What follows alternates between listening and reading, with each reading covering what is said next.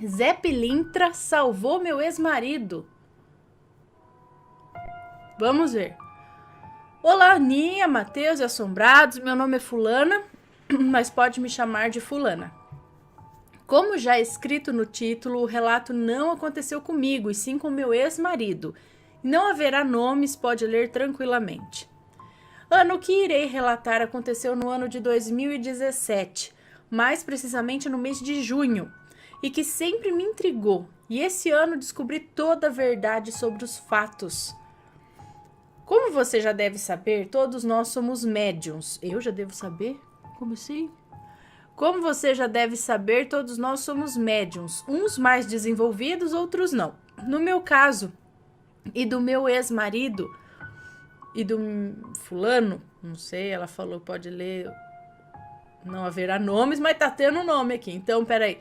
No meu caso e do meu ex-marido, fulano, eu sou mais desenvolvida que ele. Porém, é um dom que nunca aceitei e não gosto muito. Sempre pedi a Deus para me bloquear. Para me bloquear nessa parte. O que ocorreu somente depois de jovem e foi apenas parcialmente. Afinal, quem gosta de ficar vendo espírito o tempo todo, né? Mas no meu caso, se fosse ver, até que tava bom. Tinha como ignorar. Eu ainda de brinde sinto o cheiro e ouço sempre sussurros ou frases no pé do ouvido. No caso do meu ex-marido, ele nunca foi ligado a Deus e nunca fez nem sequer orações. E tanto ele quanto eu, na época do ocorrido, não éramos de orar, principalmente ele.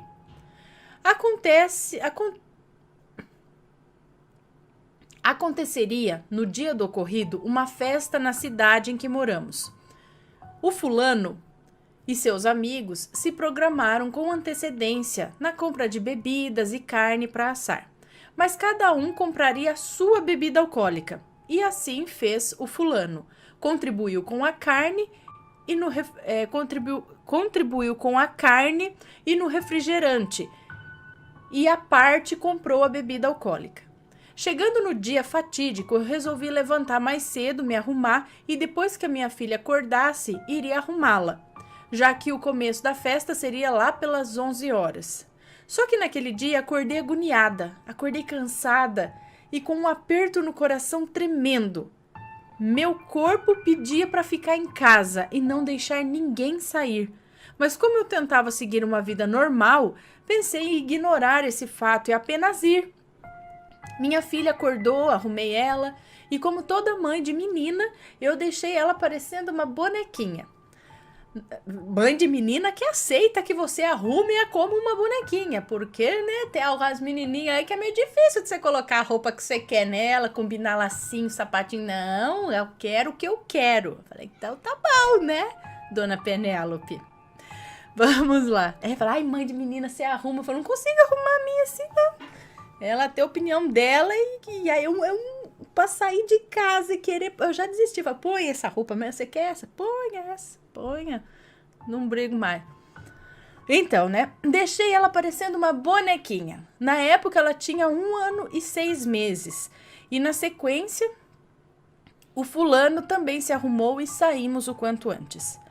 Por sorte, o local onde ficaríamos era bem mais afastado da bagunça e não tinha som alto, já que essa era a minha preocupação maior.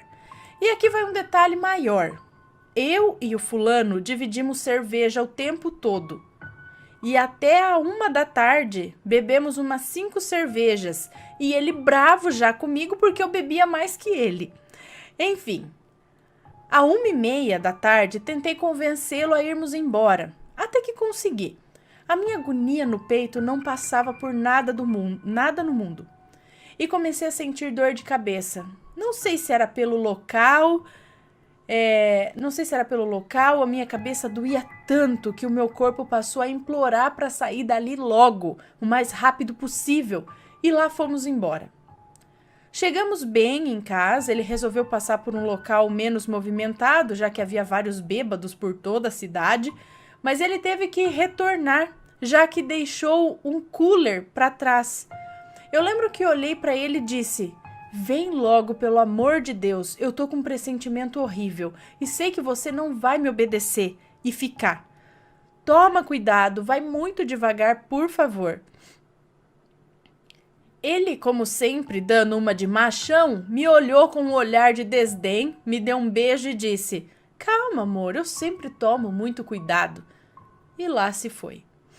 Entrei em casa, coloquei minha filha para dormir e desabei a chorar de tanta agonia e aperto no peito que eu sentia.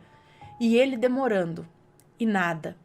E 1 hora depois, que parecia uma eternidade, eu ouvi um barulho de carro, seguido do barulho do portão. Estranhei, pois ele estava de moto, mas fui ver quem era. E lá estava ele, todo ensanguentado, me dizendo que alguém tinha batido nele. O meu chão caiu naquele momento. Perguntei como ocorreu, se ele tinha se envolvido em alguma briga, mas o pior, ele me disse: eu caí de moto. A testa... Mas como assim? Alguém tinha batido nele? Todo ensanguentado me dizendo que alguém tinha batido nele. Ah, bateu na moto dele, é isso? Eu caí de moto. A testa dele estava ensanguentada. Nas costas e a camiseta toda rasgada e toda arranhada. E ele começou a falar coisa com coisa. Perguntava a mesma coisa sem parar. Demorava uns 5 segundos e lá estava ele perguntando novamente. E era mais ou menos assim: amor, cadê a moto? E eu respondia. E logo em seguida ele perguntava novamente: tá, mas amor, cadê a moto? Pedi que um amigo levasse ele ao hospital. Deixei minha filha com os parentes e fui com ele. Encontraram ele desmaiado e quando acordou estava delirando. Mas simplesmente levaram ele para casa porque ele disse que estava bem. O que me deixou muito indignada e até briguei com esses amigos dele. Aquilo não foi certo. Pelo que pessoas viram do acidente, foi-me contado que ele estava vindo por uma rua na preferencial e esse cara que bateu nele de moto vinha rapidamente por uma outra rua. Essas ruas formam uma encruzilhada e o atingiu em cheio. Praticamente ele voou e caiu alguns metros da moto, já sem o capacete e batendo a cabeça próximo ao meio-fio. E o outro cara nada sofreu, nem sequer um arranhão. O fato aconteceu uns 20 minutos depois que ele havia me deixado em casa e só foi encontrado uns 20 minutos depois do acidente, pois algumas pessoas o reconheceram e sabiam quem eram os amigos dele. Bom, enfim, ele foi dado como bêbado, já que estava delirando. Claro que havia álcool em seu sangue, ele bebeu comigo, mas não tanto assim para ficar delirando. Procurando ver o seu estado, eu acabei achando nele um fundo... procurando ver o seu estado, acabei achando nele no fundo um afundado na cabeça, no crânio, é isso? O que me deixou mais desesperada ainda. Comecei a brigar com o hospital todo, dizendo: isso não tá certo, ele tá delirando e ele tem um afundado na cabeça. Se ele cair gelado, vocês podem ter certeza que eu não vou sossegar enquanto ver esse hospital processado. Parece que querem matá-lo. E não teve jeito. Mesmo assim, preferiram esperar o álcool sair do corpo. E olha só, assim, quando você tem álcool no corpo e ocorre algum acidente, você se corta, alguma coisa do tipo, é difícil o sangue parar. Me fugiu agora a palavra da cabeça, mas o sangue sai mais. Gente, como que eu falo isso? Alguém me ajuda aí depois nos comentários, no superchat, que sabe o que eu tô falando? Se você tiver, por exemplo, ele que já tinha bebido e sofreu um acidente, ele sangrou mais porque bebeu do que se ele não tivesse bebido, ele sangraria menos, tá? Uma coisa assim. Então, cuidado quando você...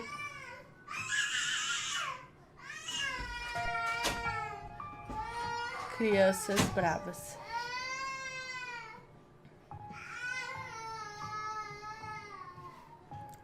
Acho que a coagulação do sangue é comprometida.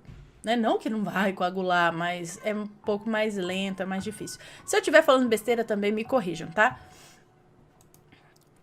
Bom, então não teve jeito. Mesmo assim, preferiram esperar o álcool sair do corpo.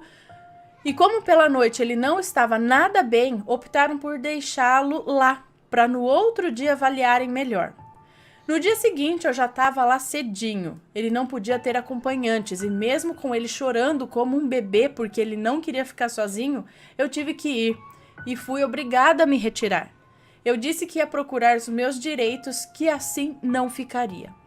E assim foi feito vários exames no dia seguinte, desde a cabeça até as costas, já que ele reclamava também de dor nas costas.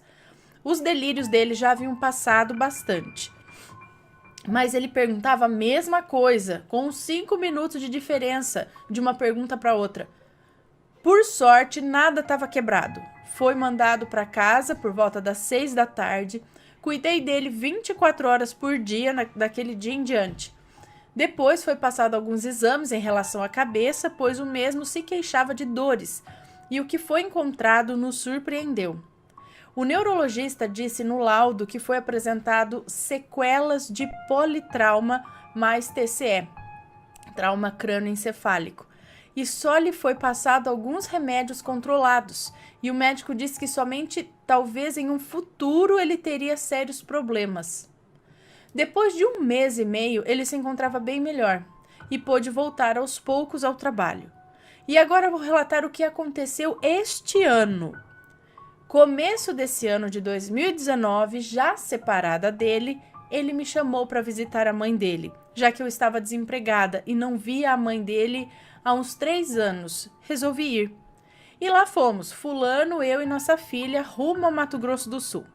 Chegando lá, na frente, a casa da mãe dele, chegando lá, de frente à casa da mãe dele, mora uma mulher que ele praticamente ama como se fosse a mãe também. E depois de muito bate-papo, descubro que ela é da Umbanda. Desde que ela me disse isso, até o dia que eu fiquei lá, sempre que eu via a palavra Umbanda, eu tremia por completo, que nem uma vara verde, sendo que estava sempre um dia quente, e mesmo com blusa de frio eu tremia e suava frio. Eles dizem que eram os meus guias se aproximando de mim. Eles seguem um terreiro muito bom que faz até caridade, o que é muito lindo de ver, né, de vê-los falando sobre isso. O fulano teve que vir na frente, embora eu fiquei pois eu fiquei 1 semana a mais lá. E foi nesse período que o marido da Beltrana incorporou uma preta velha. Era incrível como os guias dele sempre tentavam incorporar sempre que me viam. Segundo os mesmos, os guias queriam falar comigo a todo custo. Conversei com a preta velha e o que ela me disse matou toda e qualquer dúvida minha sobre o acidente do fulano. Em meio a uma intensa troca de informações, ela se vira e me fala o seguinte: filha, era pro fulano ter morrido em 2017 por volta do mês de junho, né? Pois bem, ele não morreu por um único fato. Zé Pilintra o protegeu. Ele o tem como filho e o protege a todo custo. E ele não morreu por esse fato. A proteção de Zé sobre ele o salvou. E, claro, a de Deus. Ana, eu fiquei pasma com aquela confirmação. Como ela ia saber daquilo? Porque não contamos nem para a mãe dele, pois queríamos manter em segredo. E mesmo se a mãe dele soubesse, ela não ia contar para Beltrana, nem para o marido dela, pois eles não se dão nada bem. A Beltrana nem sequer sabia do ocorrido, só foi saber quando a preta velha contou. E eu fui atrás para confirmar se ela sabia ou não. E, como esperado, não sabia. Claro que a preta velha falou sobre mim, porém eu não vou relatar aqui. Depois vim embora e hoje pesquiso muito sobre Umbanda, me apaixonei. Ela me contou que alguns dos meus guias que se fazem presente a mim e eu até gostei. Sinto a cada dia eles me rodeando. É uma sensação boa. Minha casa parece ser mais acolhedora e os cheiros que sinto agora são de cachimbo ou perfume adocicado tipo rosas. Nada com cheiro de podridão.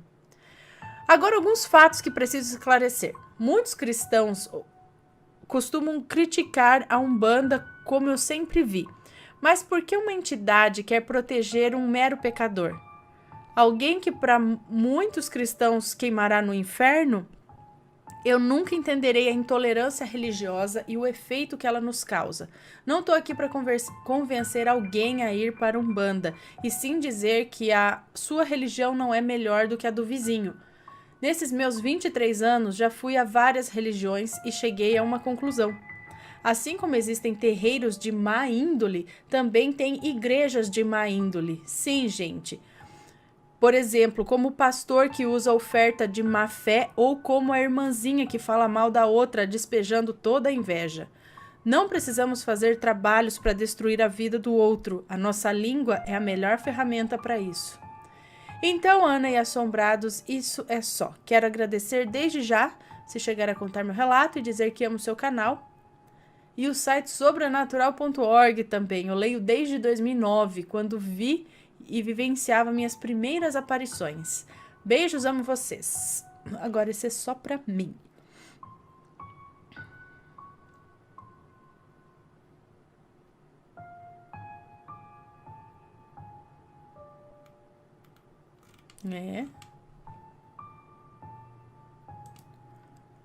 Pois é. Deixa eu ver aqui.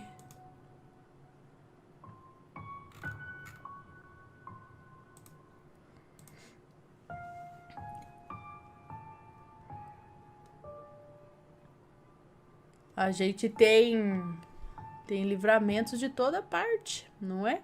Me conta, gostou do relato? Então o que você acha de deixar um comentário aqui embaixo, sempre com respeito, por favor. Além do like, é claro. Vamos então para mais um relato curto. A moeda do além. Qual será a moeda do além? Se usa moeda no além? Vamos ver. Olá, Ana, tudo bem com você?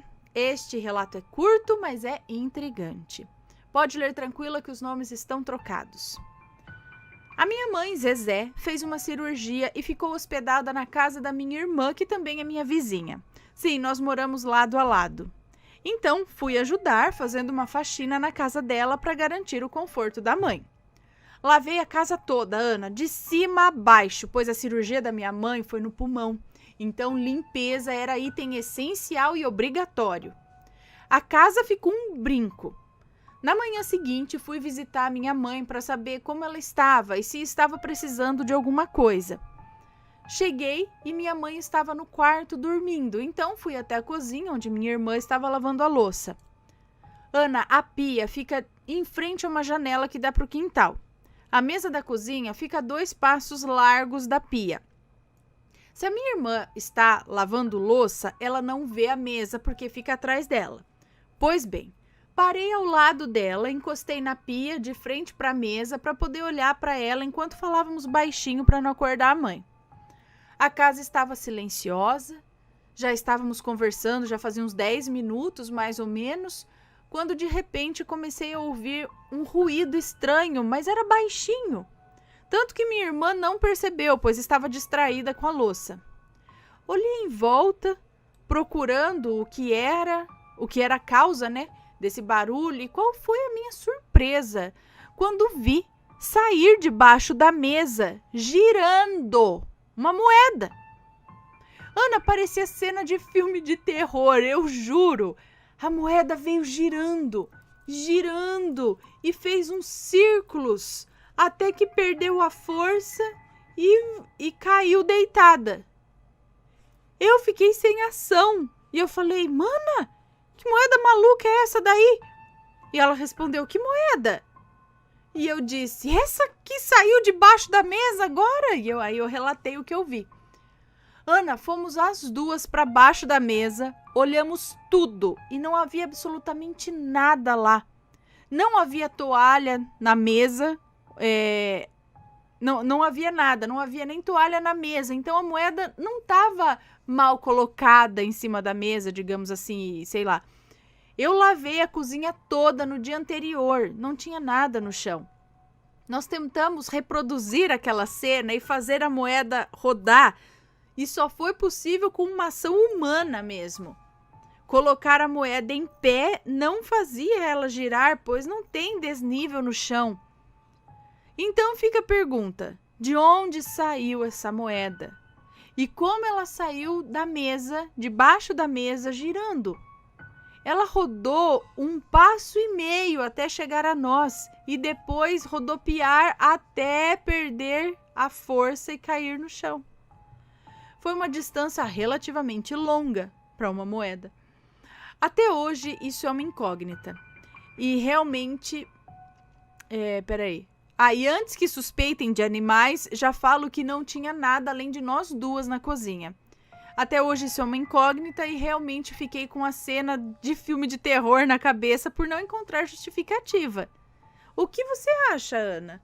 Muito obrigada por ler o meu relato e se alguém tem alguma teoria, gostaria de ouvir, porque eu realmente não consegui replicar ou entender isso. Beijo, Ana, e beijos na família. Fica com Deus. Um beijo para você. Muito obrigada. Então, não sei, só... Ela precisa ter alguma coisa ter feito ela se movimentar. Sozinha ela não ia fazer isso. Ela poderia ter caído do bolso de alguém, ela poderia ter caído da mesa, caído de algum lugar... Gato, se tivesse, mas ela tá falando, não tem bicho, só tava as duas. Como que alguma coisa deu início a essa movimentação da moeda?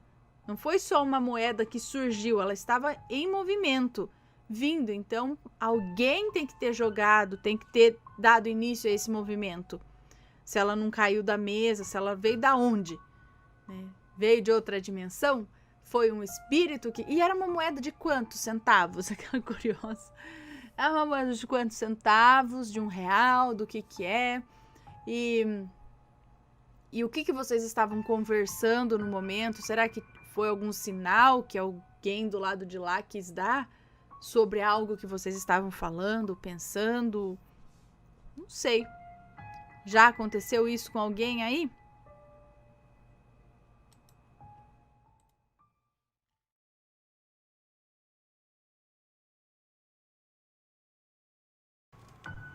Outro relato. Então eu vou ler esse aqui, ó, que chegou por carta. Lógico que eu não vou falar o nome, mas veio do Rio de Janeiro. Oi, Ana, vim trazer... Deixa eu falar o nome do relato. É A Trilha dos Escravos. Já colocou o nominho aqui no envelope. A Trilha dos Escravos.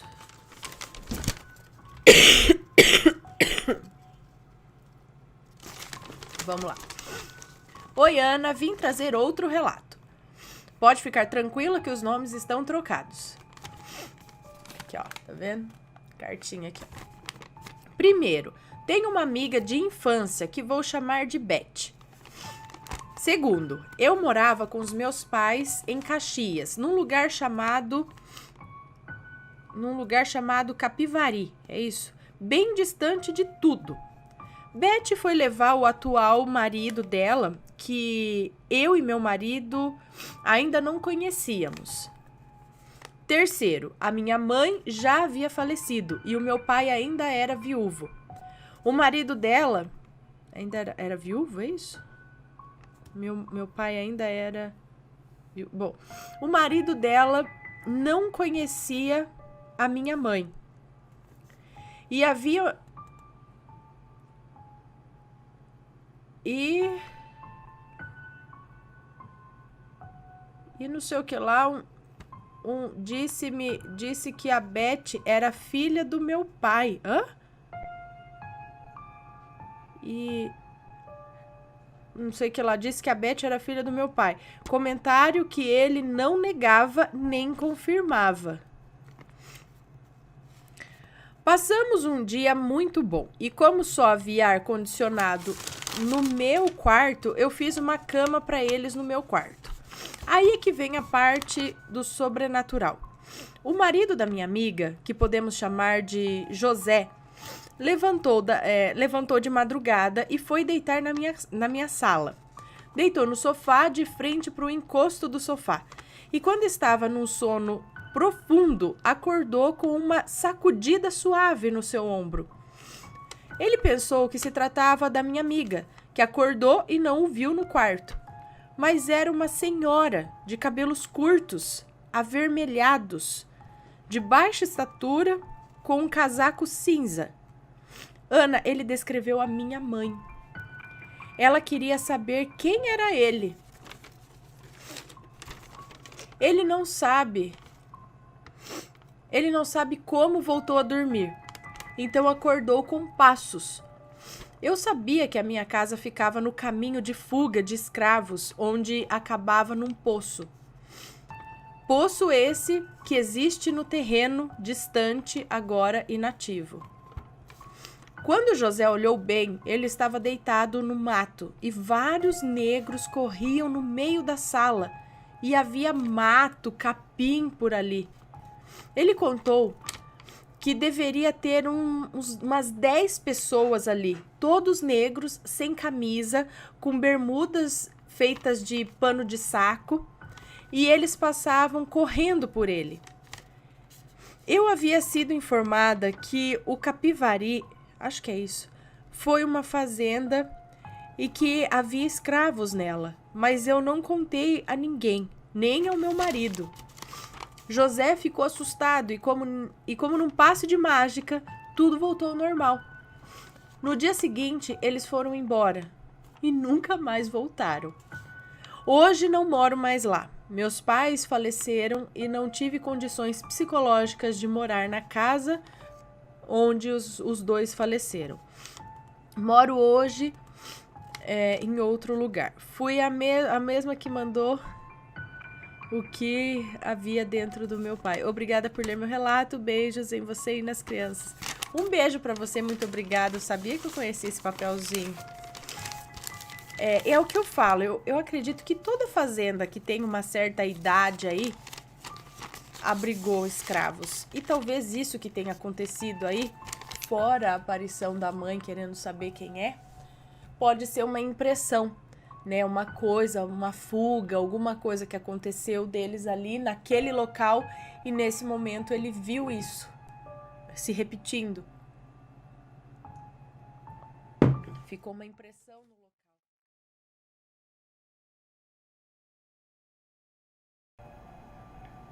Vamos ver aqui mais um relato. Olha aqui, ó. Meu avô veio pedir comida. Vamos ver. Meu avô veio pedir comida. Olá, Ana Paula. Meu nome é Fulana e queria muito compartilhar com vocês uma experiência que eu e minha mãe passamos alguns anos atrás. Isso aconteceu quando eu tinha por volta de 7 ou 8 anos de idade. Eu e meu avô éramos muito apegados, pois eu era a única neta. Um dia, quando ele estava voltando de uma padaria, ele sofreu um acidente e se recusou a ir ao médico. Pouco tempo depois, ele descobriu que tinha câncer no estômago devido ao acidente. Hã? Como assim câncer no estômago devido ao acidente? Mas quando decidiu ir ao... Mas quando decidiu ir ao médico já era tarde demais. Eu acho que por conta do acidente ele precisou fazer algum exame e através disso ele descobriu o câncer, é isso? Mas quando decidiu ir ao médico já era tarde demais. A minha avó, com quem ele era casado, é uma moça muito ruim e rancorosa. Pois quando meu avô estava no leito de morte, ela pedia água e comida. Pois quando meu avô estava no leito de morte, ele pedia água e comida para a esposa, e ela sempre dizia: por mim você morre de sede e de fome, eu não dou uma migalha para você comer. Pouco tempo depois meu avô faleceu, e nessa época minha mãe sofria agressões do meu pai. Foi mais difícil ainda. Em uma tarde, estávamos eu e minha mãe brincando em uma piscina no quintal de casa quando percebi que ela ficou pálida olhando para um murinho. E do nada, ela começa a conversar com uma pessoa e ela dizia o seguinte, com os olhos cheios d'água: Oi, pai, o senhor quer comida? Eu acabei de fazer almoço, eu vou pegar para o senhor. Eu fiquei apavorada vendo a minha mãe falar sozinha. Logo em seguida, minha mãe aparece com uma vasilha de comida e o copo que era do meu avô com água. colocou em cima do muro e ficamos olhando. E foi coisa de 4 minutos, quando a minha mãe foi pegar as coisas, a vasilha estava completamente sem comida e o copo de água estava vazio. Depois disso, meu avô ainda visitou a minha mãe por alguns tempos, devido às agressões que ela sofria pelo meu pai. Meu avô dizia que estava protegendo ela, senão o pior já teria acontecido. Sumiu a comida e a água. Ele morreu com fome e com sede. E... Ah, eu sou um espírito. Ai, olha, eu ia dar uma assustada legal. Ia dar um susto legal nesses homens aí. Ai. Como se fosse fácil, assim, né? Não sei que jeito que é do lado de lá, né? Pra gente agir do lado de cá. Que triste, né? Coitado. Deixa eu anotar.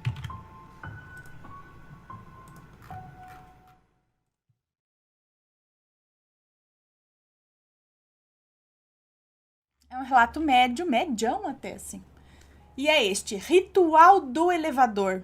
Portal para outra dimensão? É isso, é Ritual do Elevador / portal para outra dimensão. Agora eu tô com frio, agora você liga ar-condicionado.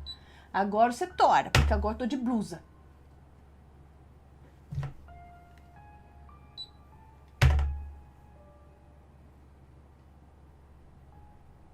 Tô de blusa, mas tô de short. Mas liga! Daqui a pouco ele liga. Vamos lá, vamos ao relato. Olá, Ana, sou sua conterrânea. Nascida e domiciliada ainda em Santo André. Meu nome é fulana, mas é apenas para sua informação. Obrigada, que mora em Santo André também. Gente, vocês têm que avisar antes, tá? Que alguma coisa não é para ser falada. Não adianta falar e depois falar, não é para falar isso que eu acabei de falar. Eps, tá? Então, ainda bem que eu falo que todo mundo é fulano. Bom,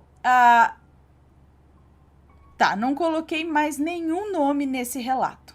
Eu sou espírita, sou kardecista, tenho 40 anos e a vida toda eu tive uma mente conspiratória. Mas nunca fui de ficar pesquisando assuntos obscuros por não conhecer fontes seguras. E até por um certo receio de desagradar a minha cabeça, confesso. A internet facilitou muito as pesquisas e acesso à informação. E com o passar do tempo eu fui pesquisando, conhecendo e comecei a participar de alguns grupos e canais que considero sérios. E adquirindo confiança em alguns, passei a ler para as minhas 2 filhas alguns posts de grupos e também assistir aos conteúdos de alguns desses canais.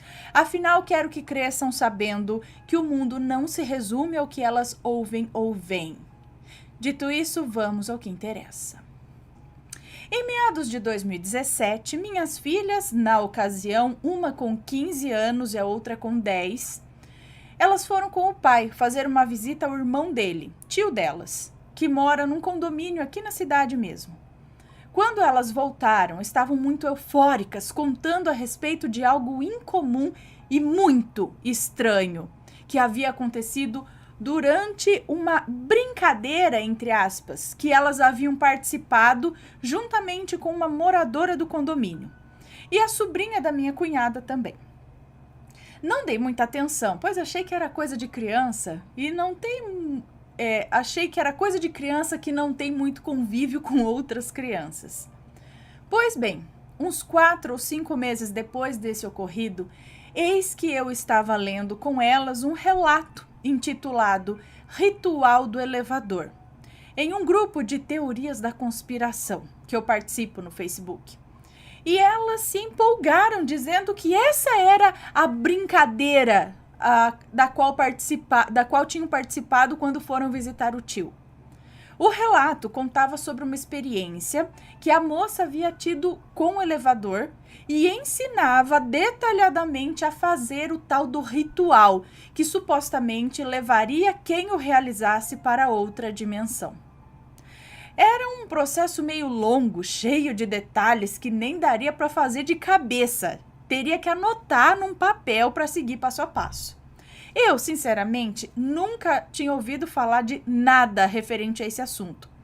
Então, procurei mais informações a respeito e fui ficando cada vez mais intrigada e assustada. Então, pedi que me contassem novamente e em detalhes o que tinha acontecido com elas. E dessa vez ouvi com mais atenção. O que elas me relataram foi o seguinte. Elas disseram que enquanto o pai conversava com o tio, elas desceram para brincar com as duas meninas nas dependências do condomínio. Uma delas disse que conhecia uma brincadeira que as levaria para outra dimensão. A menina disse que se tratava de entrar no elevador de um prédio com mais de 10 andares e apertar alguns botões, ir parando em alguns andares até chegar no último. Minhas filhas não souberam dizer exatamente como a menina havia feito, e que em determinado momento entraria uma menina no elevador, mas que não podiam olhar para ela, pois algo muito ruim aconteceria. Como os prédios do condomínio em que estavam tinha 14 andares, daria para realizar o intento e elas decidiram então se aventurarem na tal brincadeira. A menina fez tudo como tinha de ser feito, de acordo com os conhecimentos dela, né? E quando finalmente chegaram ao último andar, elas desceram do elevador e deram de frente com uma parede. Olharam para o lado direito e o corredor seguia, porém era muito estreito, tanto que só dava para passar uma pessoa de cada vez. Não dava para passar uma do lado da outra. E muito longo, tanto que não dava para ver o que tinha no final desse corredor de tão longo que era. Ele apenas acabava em escuridão. Do lado esquerdo, a apenas uns 5 ou 6 passos do elevador, havia uma sala, que estava com a porta escancarada, e elas resolveram xeretar ali mesmo. A sala não era grande, havia alguns móveis muito velhos e empoeirados, uma janela que estava fechada e também tinha uma lâmpada que estava apagada. Então, o cômodo era iluminado apenas por uma lâmpada acesa no corredor, de frente com o elevador. De repente, a lâmpada da sala, que estava normalmente presa no soquete e apagada, simplesmente caiu do teto, rolando, tipo girando. Ah, sim? E a lâmpada caiu de pé no chão, inteira, sem se quebrar. E pior, ela acendeu. Gente, a lâmpada rolou no bocal do teto para o chão, caiu no piso de pé e acendeu. Elas paralisaram de medo por alguns segundos, mas o desespero tomou conta delas logo em seguida. Porém, antes de saírem correndo dali, aquela lâmpada que permanecia em pé no chão simplesmente explodiu. Elas saíram dali apavoradas e correram para o elevador, apertando desesperadamente o botão para chamá-lo. Mas quando ele chegou, havia um homem bizarro dentro dele. Era um homem negro e muito alto, muito alto. Elas disseram que ele era quase da altura do elevador completo, assim, até o teto. Elas saíram dali apavoradas. Voltei o coisa aqui, ó. Ele era quase da altura do elevador. Estava de terno preto e com as mãos juntas, sobrepostas e encostadas ao corpo, na altura do abdômen. Acho que tipo assim. Todo duro, olhando para frente. E saiu de lá de dentro, andando assim, mecanicamente, parecendo um robô.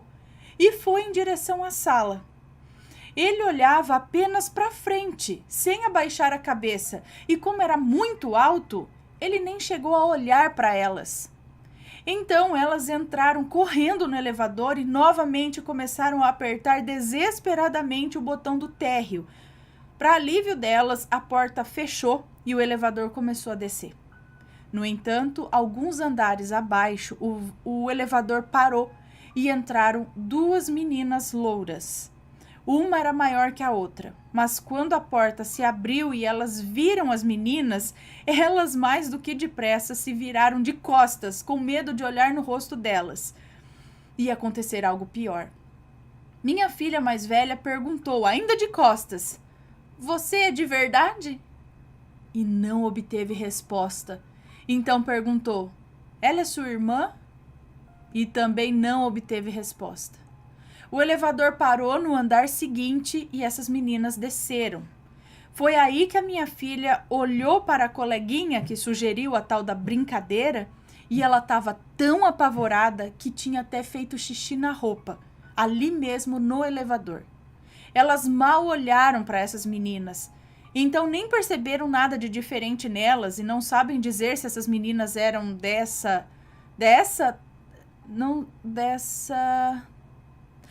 não sabem dizer se essas meninas eram dessa tal outra dimensão ou se eram moradoras do prédio mesmo. Mas acharam esquisito elas pegarem o elevador para descer apenas um andar e não falarem nenhuma palavra sequer.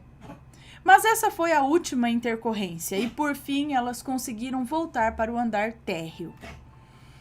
Ana, sério, eu sou uma pessoa absolutamente racional e conheço muito bem as minhas filhas. Elas não são de fantasiar ou inventar histórias. Da primeira vez que elas me contaram tudo isso, elas estavam aterrorizadas. Mas não dei atenção porque eu não relacionei isso a nada que eu conhecesse. Porém, depois de conhecer a teoria e ouvir novamente o relato delas, eu fiquei muito assustada. Eu sinceramente não sei dizer se elas fizeram o ritual exatamente como tem de ser feito, mas que algo sobrenatural aconteceu naquele dia, disso eu não tenho dúvidas. Não foi apenas uma pessoa que viu tudo isso, e sim 4. Por tudo que elas me contaram, eu acredito que a situação da lâmpada aconteceu como um alerta para que elas fossem embora dali. Pois se não fosse isso, elas disseram que teriam saído da sala e seguido por aquele corredor escuro do lado direito, porque elas estavam muito curiosas para ver o que havia lá no final dele. Hoje, a mais nova tem 14 anos e a mais velha quase 19, e ainda morrem de medo das lembranças daquele dia. Mas ainda relatam tudo exatamente igual. Dizem que se lembram como se tivesse acontecido ontem. Eu, particularmente, passei apenas por uma situação que posso chamar de sobrenatural, pois não tem uma explicação lógica para o que houve naquele dia, durante uma brincadeira do compasso. Mas isso eu talvez conte num outro relato. Só para constar, eu amo o canal. Um abraço imenso para você, Ana, para o Matheus, para os seus pequenos e para a família assombrada. Um beijo para você, muito obrigada pelo seu relato. Gente, então, tem uns lances desse negócio com elevador também. Já vi alguns outros relatos aqui e eu lembro que uma vez eu sonhei. Eu já contei para vocês que a gente estava num prédio, tinha um monte de gente pronta para entrar num elevador. E aí, quando a gente entrou nesse elevador, alguém falou, tipo...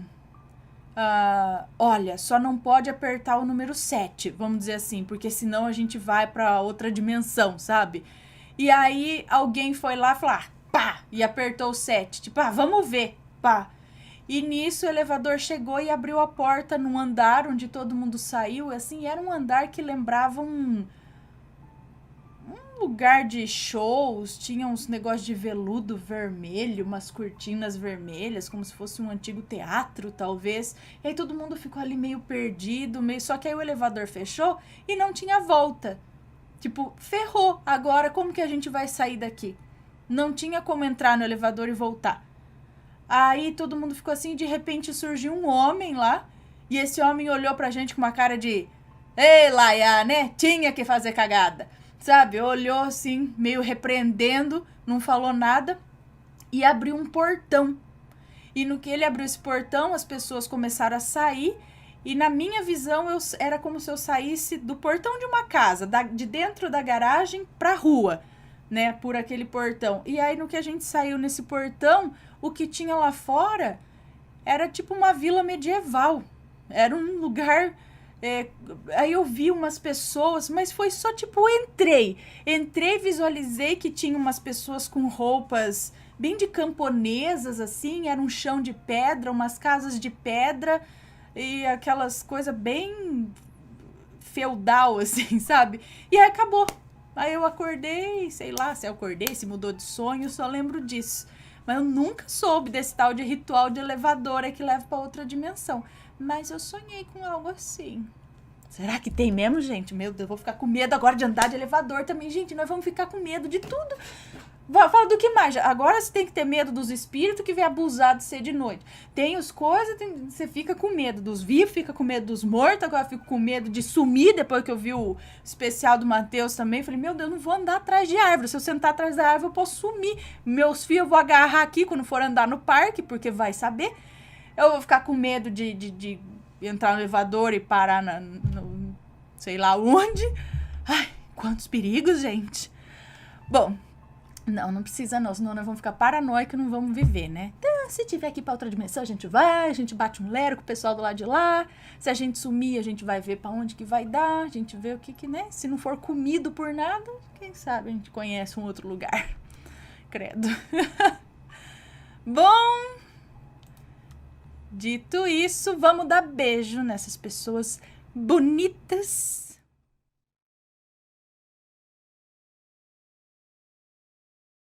Relato aqui, então, que é: São Cosme e São Damião salvaram meu filho. Lembra que foi dia de Cosme e Damião? Eu pedi relatos, mas esse daqui chegou hoje. Então, tá bom.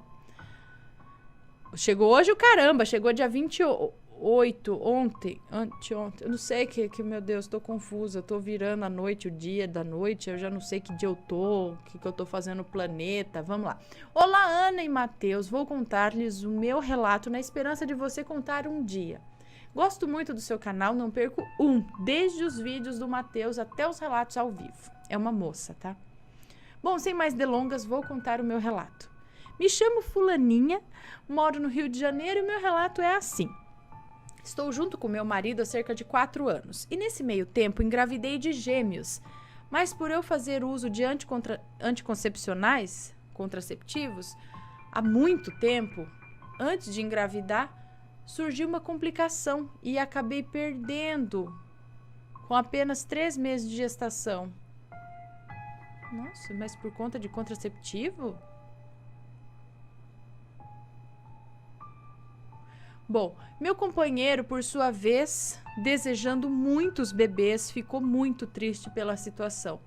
Fomos ao médico que, para nossa tristeza, disse-nos que eu não engravidaria, que no máximo poderia tentar depois de 2 anos. Com o passar dos dias, aquela tristeza continuava, pois eram os nossos filhos que eu havia perdido. Era 2 vidinhas ali. Passados 2 meses, estávamos todos reunidos no aniversário da minha sogra, que por sinal é uma segunda mãe para mim. Quando a mãe dela e a mãe do meu sogro, que estavam na festa, me olharam, ambas disseram que eu estava grávida. Eu afirmando que não, rindo meio sem graça, disse que era impossível, pois o médico me garantiu que eu só poderia tentar depois de 2 anos.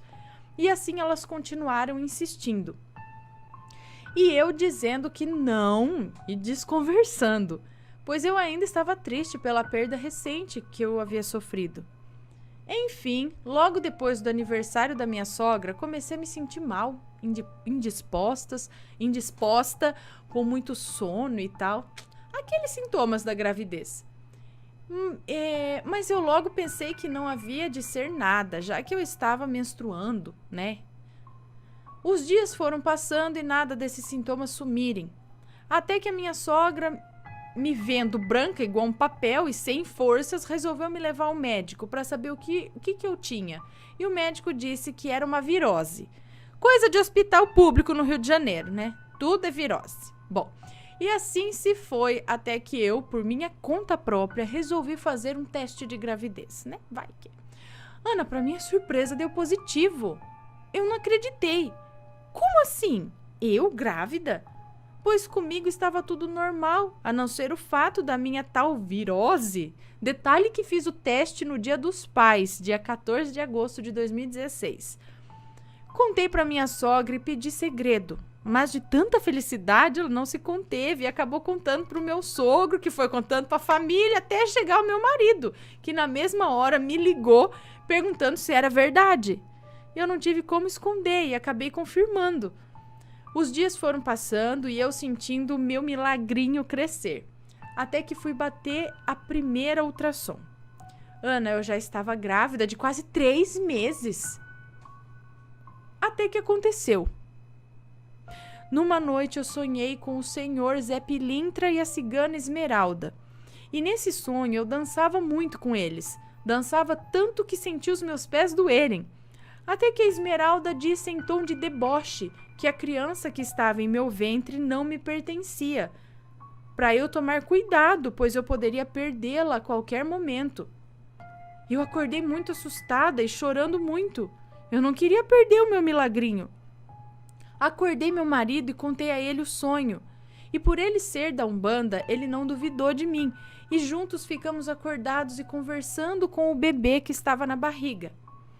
Quando completei 5 meses de gestação, houve uma operação policial onde eu moro e houve muitos tiros.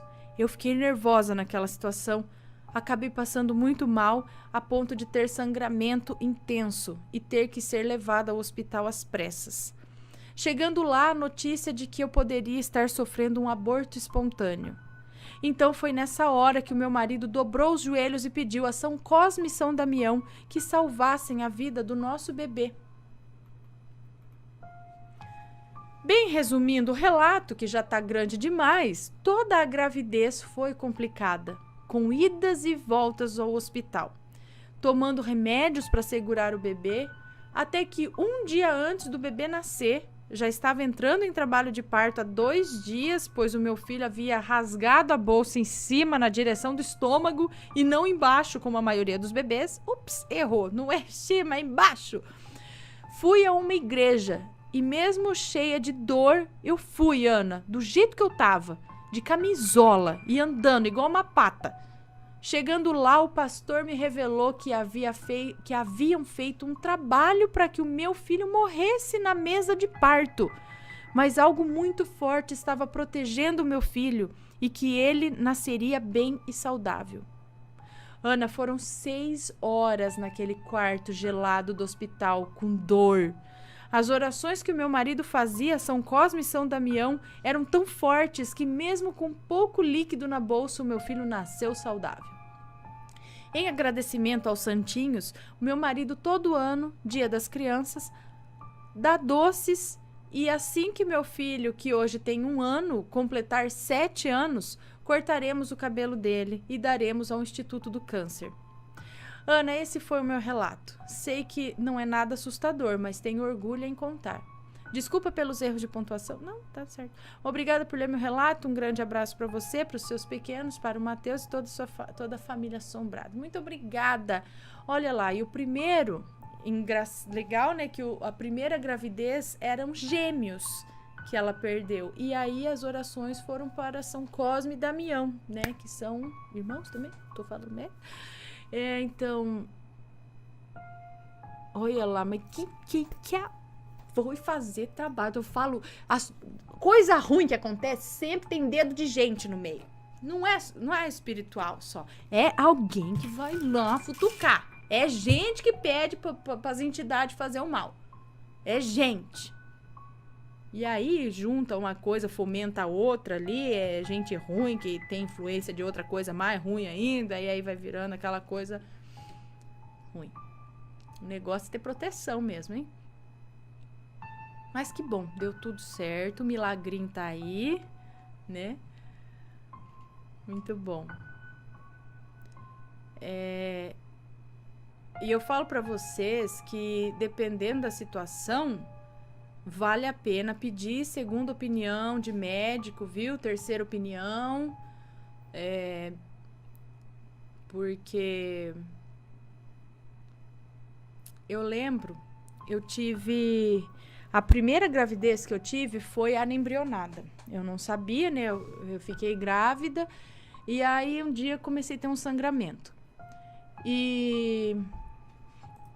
Rabin, comecei a ter um sangramento, aí liguei pro Matheus, falei, ó, tá, é melhor ir no médico. Aí fui fazer ultrassom. Ó, eu fiquei no hospital das 5 da tarde até as 10 da noite pra fazer um ultrassom. É que eu peguei azar de pegar troca de médico, sabe aquele horário que sai uns e entra outros? Ai, atrasou tudo.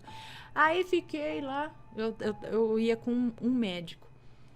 E aí fiz ultrassom, o cara do ultrassom, né? Porque tem umas pessoas assim que são tão...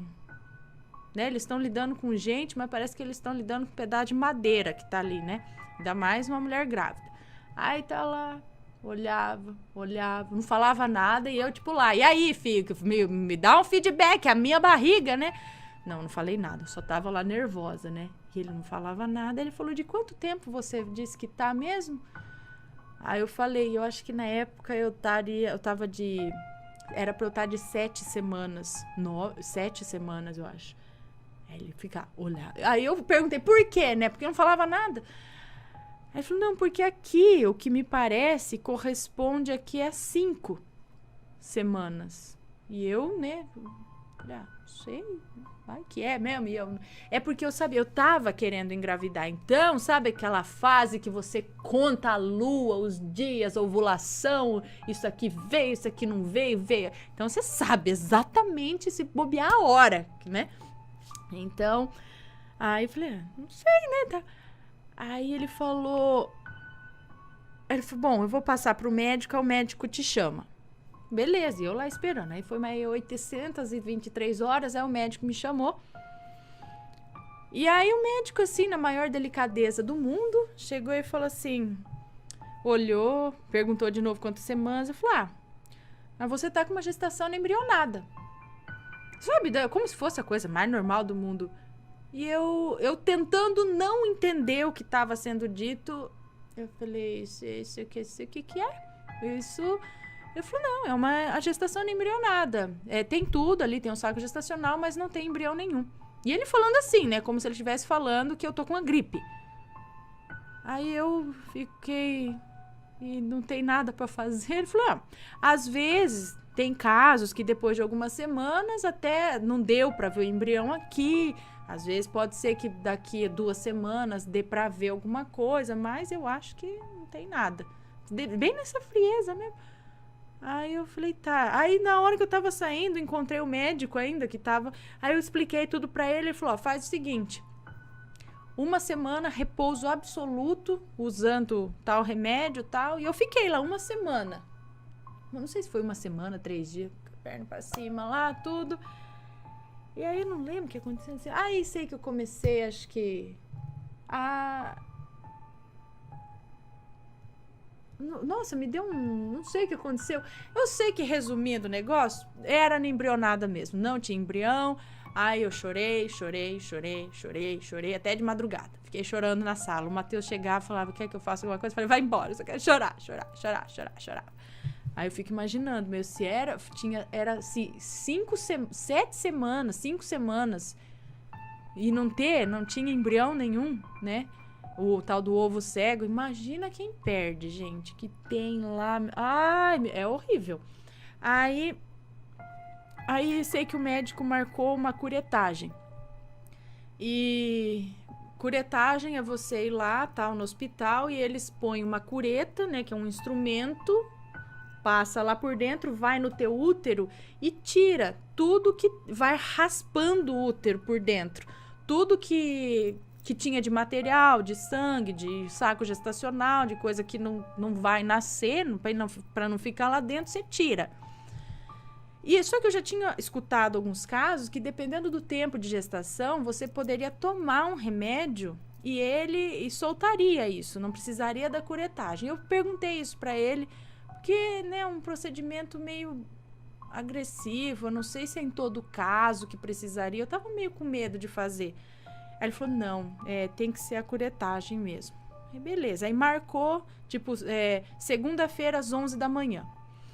E aí eu não tava muito querendo fazer aquilo e não sei o quê. Aí eu liguei pra uma amiga de uma amiga, aliás, que era médica e fazia ultrassom, num outro hospital. E aí eu expliquei a situação pra ela. Antes, isso era tipo umas 9 da manhã, sabe? E eu liguei... Não foi isso. Não liguei pra ela. Eu acordei no dia da curetagem, olha só. Acordei na segunda-feira, às 9 da manhã, sei lá. Fui me preparar. No que eu sentei pra fazer xixi, pra ir pra lá, eu senti um... Falei, meu Deus do céu, o que é isso? Nunca senti isso antes. No que eu olhei, gente, desculpa, talvez parte nojenta pra quem não quer saber, tampe os ouvidos. Mas, galera, tinha no vaso, era uma bola desse tamanho, assim, ó, parecia uma fruta. Parecia que caiu uma maçã, assim, ó. Fiquei olhando aquilo, queria me pegar, sabe? Queria ver. Falei, só pode ser o saco gestacional. Nunca fiz isso antes, né? E aí, e fora que antes de eu fazer a curetagem, eu já tinha sangrado uma semana, assim, muito, tava vindo muito sangue. Então, é como se já tivesse pondo pra fora. E aí, eu liguei. Quando saiu essa bola aí, eu falei, só pode ser isso. Liguei pro médico, falei, ó, aconteceu isso, eu fui no banheiro agora e saiu. Falei, não tem como fazer um ultrassom antes de fazer a curetagem? Pra ter certeza, né? Ele falou, não, é melhor fazer a curetagem mesmo. Eu falei, puxa vida, mas saiu, eu sangrei pra caramba, uma semana ou mais até. Não é possível. Aí liguei pra essa amiga aí que era fazer ultrassom num outro hospital, que eu não tenho nada a ver com aquele, não é convênio meu, nada. Aí eu expliquei tudo pra ela, ela falou, você pode vir agora aqui? Eu falei, posso? Ela falou, venha que eu faço ultrassom, pode entrar, fala que você tá marcada comigo. Aí eu entrei, tipo, no hospital, assim, eu falei, eu preciso falar com a fulana. Aí eles falaram, você tem horário marcado? Não, é direto com ela, não sei o quê. Entrei, ela fez o ultrassom pra mim. Ela falou, Ana, não tem nada mais aqui dentro. Ela falou, pra você ter uma ideia, o seu útero, ele não tá nem com espessura de uma menstruação. Você tem menos no seu útero do que para uma menstruação, ou seja, não tem nada o que fazer curetagem aqui dentro. Muito pelo contrário. Se você fizer uma curetagem nessas condições do seu útero, vai machucar. Aí você vai ter sinéquias, que são cicatrizes ali dentro do útero. E aí sim, você pode prejudicar a sua capacidade de engravidar. Então, porque eu falei que o outro médico tinha falado que eu precisaria fazer a curetagem, aí eu precisaria esperar no mínimo 6 meses para tentar engravidar de novo. Eu falei, puta merda, já demora pra caramba de engravidar e tem que esperar 6 meses. Aí ela falou, que esperar 6 meses? Não, ela falou, depois da próxima menstruação você já pode começar a tentar. Eu falei, jura? Ela falou, Ana, não faz a curetagem. Ela fez o laudo na hora. Olha só que anjo de Deus, sem cobrar nada. Fez o laudo, entregou pra mim e falou, ó, tá aqui, ó, não precisa de curetagem, não faz. Aí eu fui pro hospital, liguei pro médico, ele já tava esperando, já tava no horário. Eu falei, olha, eu não vou fazer a curetagem, eu tô aqui embaixo, se você quiser, eu tô com o laudo na mão, eu fiz um ultrassom particular e não precisa, eu expliquei pra ele, eu falei, você quer ver, eu tô aqui. Ele, não, mas você tem certeza? Tá, eu falei, tenho, o laudo tá aqui, do ultrassom. Que bom então, né? Olha, beleza, então tá bom. Eu falei, que bom. Ele falou, graças a Deus. Então eu falei, é ele que tinha que ter pedido um ultrassom depois do meu relato. Ia machucar o meu útero. Por isso que eu falo que quando a gente sente, tem um negócio, não tá certo, procura uma outra opinião, vai aqui, tenta, porque olha só, talvez aí sim. Aí sei que aconteceu, não precisei fazer, aí veio o próximo mês, veio a menstruação normal. E aí, sei que depois daquilo, 3 meses depois, eu tava grávida da Penélope. E aí, foi tudo certo. Então, aí que eu falo, negócio, não sei nem de onde que eu comecei a falar isso, mas da gravidez, né? Que é porque um médico falou, né, pra ela que não poderia mais engravidar, ou que precisaria fazer isso. Mesmo, por mais que seja médico, gente, tem médico que eles falam com muita confiança uma coisa que às vezes não é. Teve caso também que minha mãe contou, que o médico falou que era uma gestação embrionada da moça e que era para fazer a curetagem. Olha só. E aí ela falou que ela sentia assim, que ela falou, não sei, eu não quero fazer. Eu não quero. Aí passou tipo umas 3 semanas, 2 semanas, e ela não queria fazer a curetagem. Só que sei que ela falou, quer saber, eu vou num outro médico. Quando foi no outro médico, o outro viu, fez um ultrassom. E aí ele falou, não, isso aqui não é embrionada não, olha lá o embrião lá dentro. E ela tava grávida normal, o embrião tava lá, se fizesse com a curetagem, ia tirar uma gestação normal? Olha só, um médico vê e o outro. Então, gente, não é pra pôr paranoia na cabeça de ninguém, mas eu falo que às vezes a gente acha que porque é médico, ele falou aquilo, tá falado, é isso. Veja aí o que você sente dentro de você, sabe? Principalmente mãe tem ali um sexto sentido. Então, dá uma procurada em uma segunda opinião, tá? Ah, que oração, meu Deus do céu. Acho que eu já passei da hora um pouco. Não, tá dentro. Eu comecei atrasada, né? Então, estamos